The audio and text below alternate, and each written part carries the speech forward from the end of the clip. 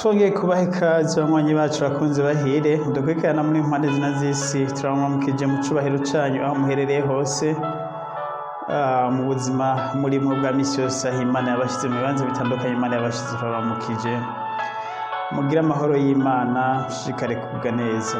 Uyu munsi mfise message ntoya cane gose ngomba gushikiriza abadukurikirana ko twagira ubuntu tukagira platform canke tukagira urubuga aho dushobora gushikiriza message igashikira abantu batari bake.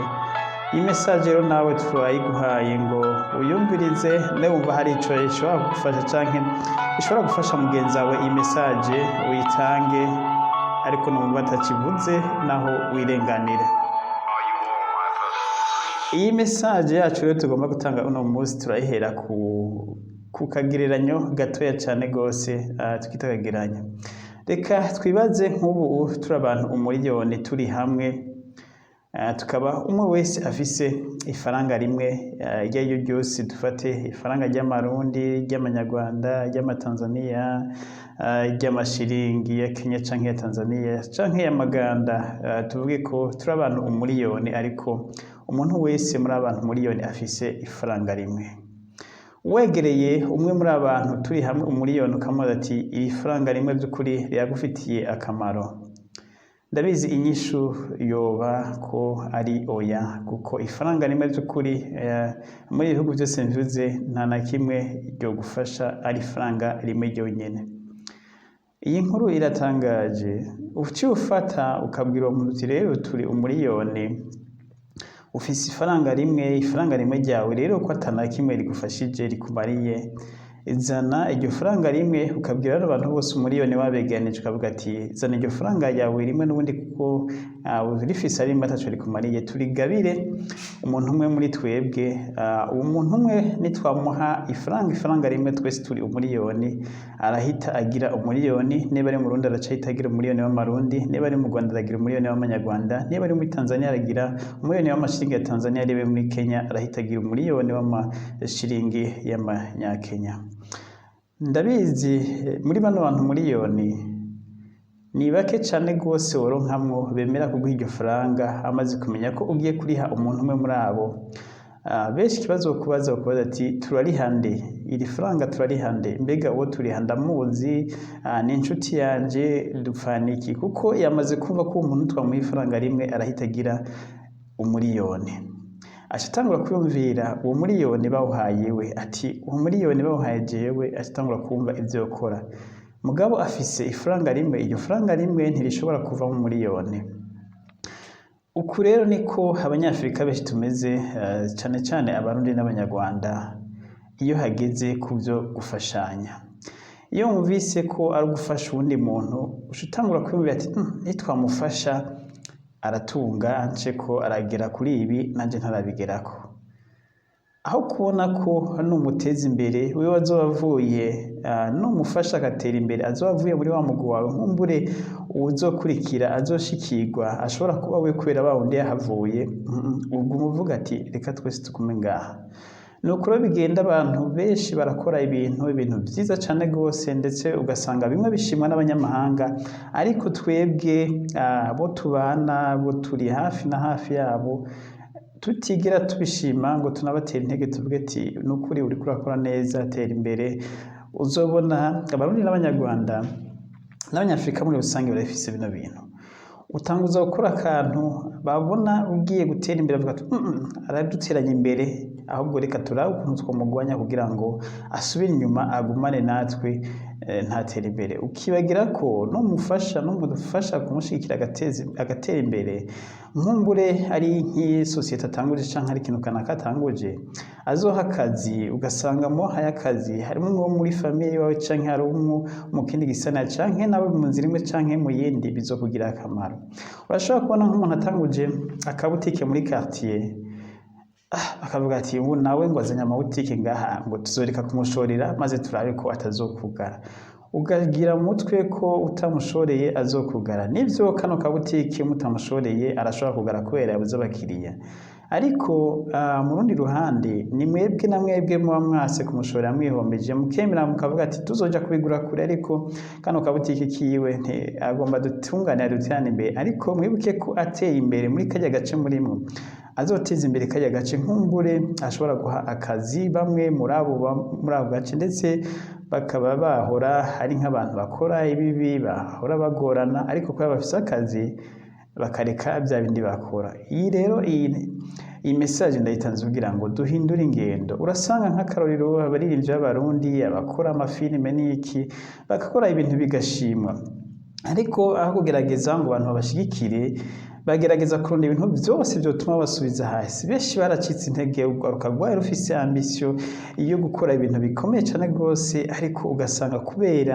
ya communauté idashigikirana umuntu akora ikintu aho kuvuga ati reka tugushigikire agahacika intege akabireka kubera arose abantu batatu canke bane bamugwanya.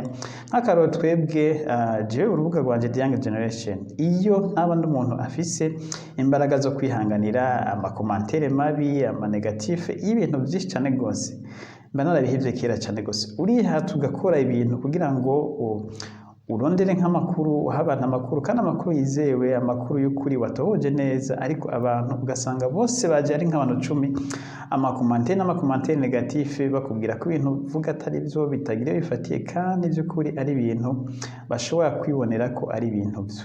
Ibi rero nibyo bintu byinshi abanyafrika aho umuntu akora ikintu aho kumushigikira bakamuca intege benshi rero kubera kudakomera hariho abo usanga babigiyemo bazi ko communauté izobashigikira bakabona rero nta gushigikirwa ko hari agahita avuga ati n'ubundi ko ndiko ndakora ibintu atanumwe abikunda canke abishigikiye agahita biheba. Benshi impano zabo zigapfira uko nyene kandi impano zabo zipfuye no kuvuga ko igihugu kiba gihomvye nawe wenyene ubigizemo uruhara kugira ngo iyo mpano y'uwo muntu ipfe uba uhomvye kuko ntawe bazi ejo iyi mpano yoteza imbere nde yoshikira nde byofasha nde kuko iyo umuntu ateye imbere uko byagenda kose ateza imbere abandi kuko nta muntu yogira imodokari 10 ngo zinyonge wenyene nta muntu yogira amabutike 10 ngo yadandaze wenyene nta muntu yogira societe ngo ayikoremo wenyene uko bigenda kose umuntu ateye imbere abandi bantu byanka byakunda baratera imbere. Ni byiza rero ko abanyafrika tumenye gufashanya ubonye umuntu akoze ikintu ukabona ariko agikora nabi ntagikora uko byagomba wewe ufise